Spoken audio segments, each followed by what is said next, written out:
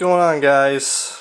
Man, it has been a very long time since I've made a video. And if anybody who's ever had new kids knows anything about that, they know that it's pretty much impossible to find time to do just simple things like making YouTube videos. So that's me. I had a daughter, and she takes all of your extra time. But she's starting to get better. She's about 1 year old now and being a little more self-reliant. So right now she's out with the wife, and I thought I'd just do a quick little video because I've been getting some PMs and emails and questions asking why I haven't been doing any videos on my channel, and that's it. Time. I haven't really done a whole lot since my last videos as far as gun purchasing. I've picked up quite a few more HKs, obviously. Picked up some of the new HK45 Tacticals in the colored frames. I had a green one and I liked the tan better, so I got the tan and I sold the green. And I sold another HK. Which one was it? I had a USP Custom Combat 40 that I also sold. And I sold some of those guns because I wanted to pick up the guns that you see in front of you. Anybody that knows anything about HKs could probably spot these. What we have here is a H&K P7M8, and we have a H&K P7M13. And the reason I wanted to get these guns is because the door on getting these guns is getting smaller by the day. At least getting ones that are in good shape or still in like new condition. Most of the nice examples of these guns, people hold on to them. They either safe clean them or they just enjoy them and they clean them and they put them away. They shoot them once a year, something like that. There aren't a lot of people that own these guns now that are using them as everyday carries or duty weapons, service weapons, stuff like that.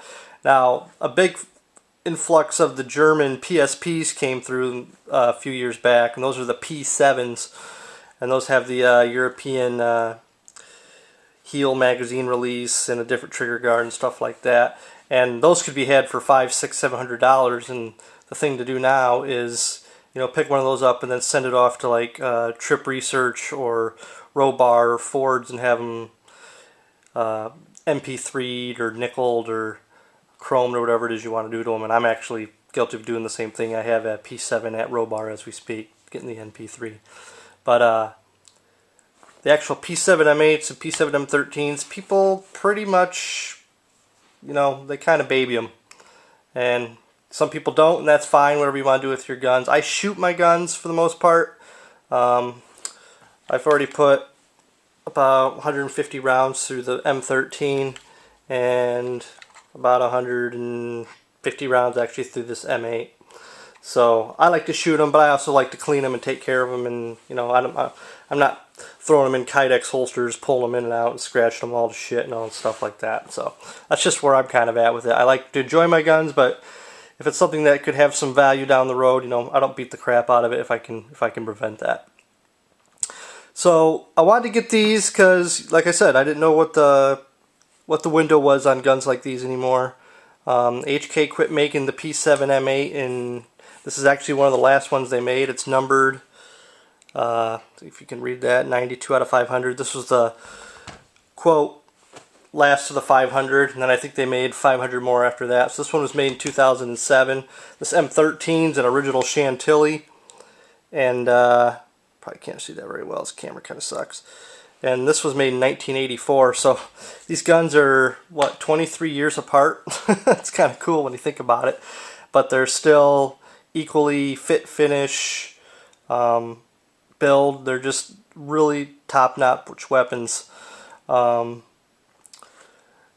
Anybody that doesn't know how these guns work, I don't really want to go into a big, long, detailed thing about it, but this lever right here, this is your safety lever. Actually, I'm going to use the 13 because I like the 13 better.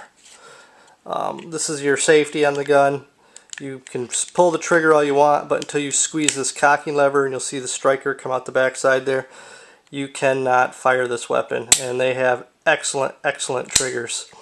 The M13 holds 13 rounds of 9mm, and the M8 holds 8 rounds of 9mm. So you want to learn all about the history of these guns, just Google it, or do something else. I'm not really here to talk about the guns. I just wanted to let people know that if you're thinking about getting these guns, the door and the opportunity to get them, I believe, is closing, and it's closing pretty quickly.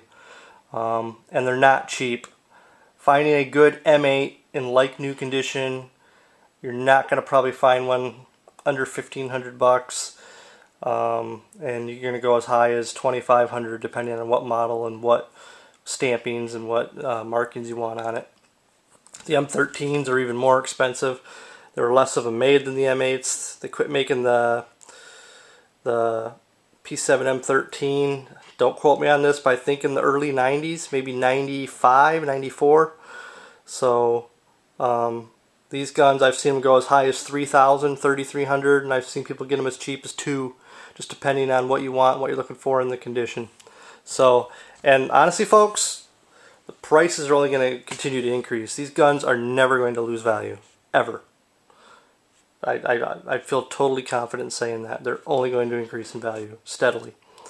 So, just a quick video letting you guys know what's up. I'm going to do a couple more videos. I picked up a Springfield TRP 1911, and that thing is just freaking awesome. And what else did I pick up? Picked up a M&P 9 Pro Series. I had a bunch of trigger work done to it, and that's just something different.